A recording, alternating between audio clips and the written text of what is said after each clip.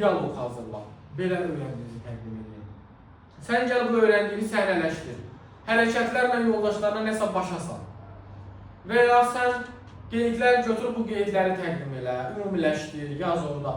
Yəni əsas məsələ nədir? Neynə? Öyrəndiyini göstər. Yaş indi indi imkanlar var. Bizim vaxtlarına gəldi. Yox. Yəni öyrəndiyini özün kimi göstər, istədiyin kimi göstər. Bu zaman o şagirdə maraqlı olacaq təbii ki, düzdür? Məsələn, mən maraqlıdır mənə hərəkətlərlə göstərmək, gələm hərəkətli şəkildə onu göstərirəm. Maraqlıdır mənə səhnələşdirmək və ya maraqlıdır mənə video çarx hazırlamaq. Gəlirəm öz sevdiyim bir işi izah edib gətirib göstərirəm. Bu zaman öyrənir uşaq, nəsə öyrənir, nəsə qazanır ondan. Aydındır, nəticə budur yəni.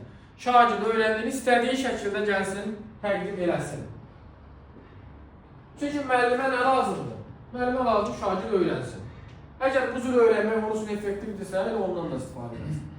Bir də qiymətləndirmə komponenti var. Bu da sonuncu komponentdir. Yəni müəllim şagirdləri